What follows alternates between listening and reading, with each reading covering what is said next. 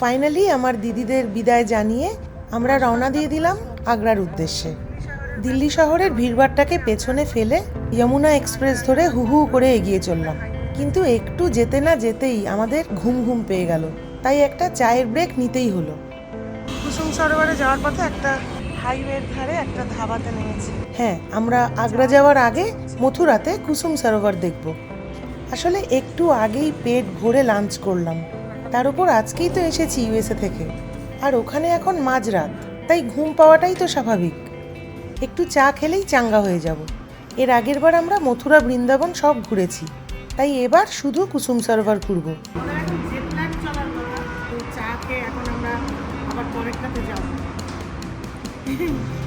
এরপর তাড়াতাড়ি করে আমরা একটু রেস্টরুম ইউজ করে নিলাম, কারণ পথে আর নাও পেতে পারি। তারপর কুসুম সরোবরের উদ্দেশ্যে রওনা হয়ে গেলাম। এই কুসুম সরোবরে যাওয়ার জন্য হাইওয়ে থেকে বেরিয়ে একটা ভেতরের রাস্তা দিয়ে যেতে হয়। কি সুন্দর সেই আঁকা বাঁকা রাস্তা, দুপাশে সবুজ আর সবুজ। প্রায় 2.5 ঘন্টা চলে আমরা জায়গা মতো পৌঁছালাম। এইখানে একটা বড় গোবর্ধন টেম্পল আছে। এই হচ্ছে সেই টেম্পলের পাঁচিল। এই মন্দিরের বিশাল পরিধি বরাবর মানুষ শুয়ে প্রণাম করতে করতে প্রদক্ষিণ করে। রাস্তার বাঁ দিকে কতজনকে এরকম দেখতে পেলাম। মান্নাত করা আছে। এই আমরা কুসুম সরোবরে এসে পৌঁছালাম। রাস্তার ধারেই সবাই গাড়ি পার্ক করেছে, আমরাও একটা পার্কিং স্পট পেয়ে গেলাম। গাড়ি থেকে নেমে কি সুন্দর রাস্তা থেকেই পাঁচিলের ওপাশে দেখা যাচ্ছে। রাস্তা ভর্তি লোক, এনারা সবাই তীর্থ করতে এসছেন। একদম পুরো একটা অন্য রকমের পরিবেশ। গাড়ি থেকে নেমেই মনে হলো ভগবান শ্রীকৃষ্ণের জায়গায় চলে এসেছি। রাস্তার ধারে কত জিনিস, কত রকমের খাবার বিক্রি হচ্ছে। ফুটপাত ধরে একটু হেঁটেই আমরা কুসুম সরোবর ঢোকার গেট অবধি পৌঁছে গেলাম। এই কুসুম সরোবর হচ্ছে একটা সরোবর যার জলটা খুব পবিত্র বলে মানা হয়। আর এই জায়গাটাকে ঘিরে যে ফরেস্ট আছে, সেখানে বিভিন্ন রকমের সুন্দর সুন্দর ফুল গাছ আছে। সেখান থেকেই কুসুম সরোবর নামটা। আমরা কিন্তু আজকে এই গোবর্ধন মার্গে টেম্পল দেখতে আসিনি, এসেছি এই সুন্দর আর্কিটেকচারটা দেখতে। এগুলোকে ছাত্রী বলে। লেকের ধারটা এত সুন্দর বাঁধানো ঘাট আর ছাত্রী দিয়ে ঘেরা। এটার দিনের বেলা আর রাতের বেলার ভিউ দেখতেই আজকে এখানে আসা। ছাত্রীগুলোর ক্রিস্টাল ক্লিয়ার ছায়া পড়েছে জলে। কি যে অপরূপ দৃশ্য চোখের সামনে। পেছনে কুসুম সরোবর। এখানে অনেক ভালো ভালো বলিউডের হিন্দি মুভি সব শুটিং হয়েছে। যে জায়গাটি দিয়ে দেব আর নন্দনা হেঁটে যাচ্ছে, ওখানে লুকাছুপি মুভির একটা গান শুটিং হয়েছিল। পরে মনে হলো এখানে আমার আর দেবর হাঁটলে ভালো হতো, এই সিনটার সাথে ভালো ম্যাচ হতো।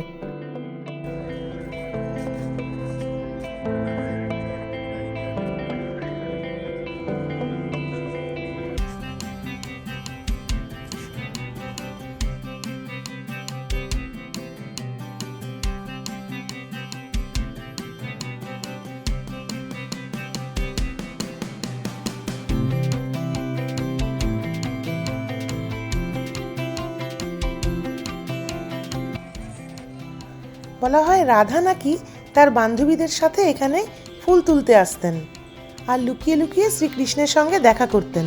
কি রোম্যান্টিক একটা ব্যাপার। এই সুড়ঙ্গের মধ্যে দিয়ে সিঁড়ি ভেঙে উঠে পৌঁছালাম যেখানে ছাত্রীগুলো আছে। পুরো পিকচার স্কোয়ার একেবারে। যে দিকে তাকাচ্ছি সবাই শুধু ছবি তুলছে, আর তুলবে নাই বা কেন, এত সুন্দর জায়গা। সানসেটের সময় সূর্য একেবারে টকটকে লাল।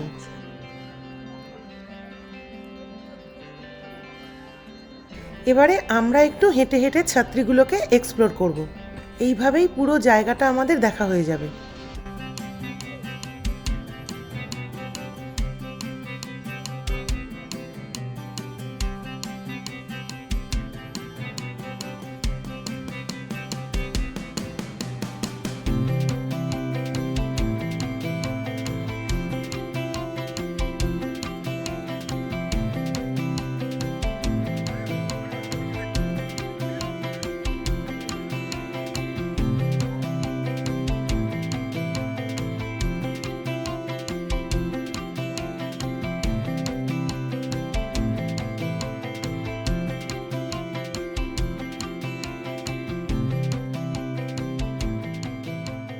আমাদের জায়গাটা বেশ ভালোভাবে এক্সপ্লোর করা হয়ে গেছে।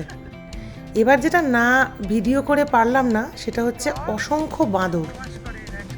আমার ভীষণ দক্ষিণেশ্বরের কথা মনে পড়ছিল।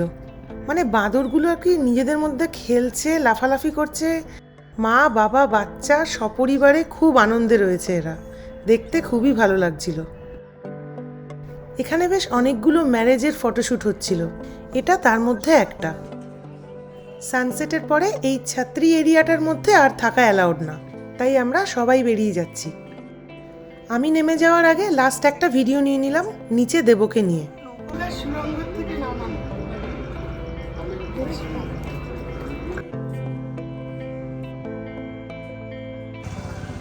এতক্ষণে বেশ অন্ধকার হয়ে গেছে চারদিকটা, আর আমরা কুসুম সরোবরের গেট থেকে বেরিয়েই উল্টো দিকে একটা চায়ের দোকানে ঢুকেছি।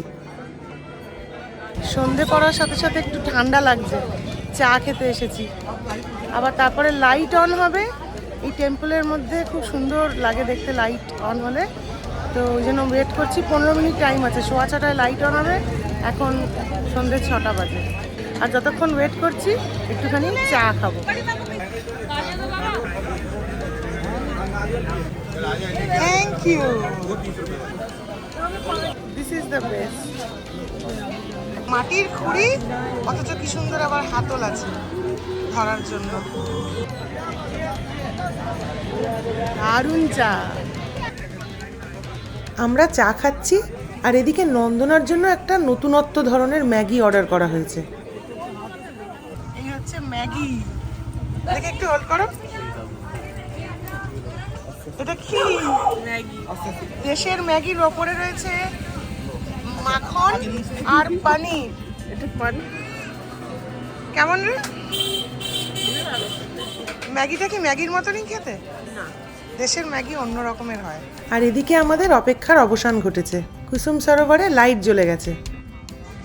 আমার চোখের সামনেই লাইটটা দপ করে জ্বলে উঠল।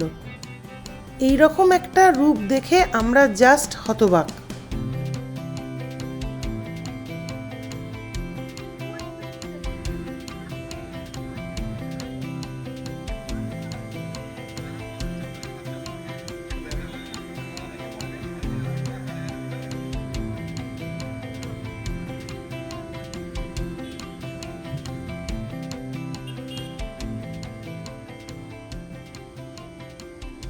এই যে পেছনে কুসুম সরোবর, যেখানে আমরা এক্ষুনি দিনের বেলায় ছিলাম, সেটা রাত্রিবেলাতে লাইটেড হয়ে এরকম লাগে, মানে স্বর্গে পরিণত হয়েছে। জলের রিফ্লেকশনটা দিয়ে ডিস্ট্রিক্ট ম্যাজিস্ট্রেট আজকে এখানে আসবে, তার জন্য স্পেশাল ভাবে আরো সিকিউরিটি, একটু বেশি সিকিউরিটি, আজকে একটু বেশি সিকিউরিটি গার্ড আছে।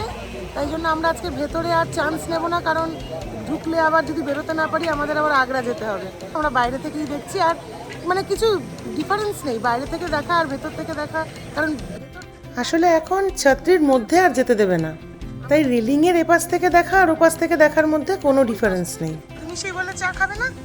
খেলাম। আমিও সেকেন্ডবার চা খেলাম।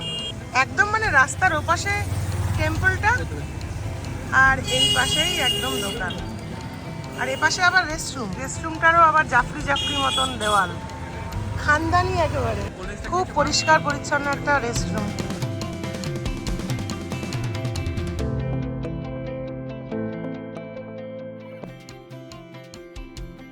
আজকের ভিডিওটা এখানেই শেষ করছি। আমরা এখন সেকেন্ডবার চাটা খেয়ে রেস্টরুমে একটু ফ্রেশ হয়ে আগ্রার জন্য রওনা হলাম। নেক্সট ব্লগে আসছে তাজমহল। তোমরা সবাই ভালো থেকো, সুস্থ থেকো। খুব শিগগিরই আবার দেখা হচ্ছে। টাটা।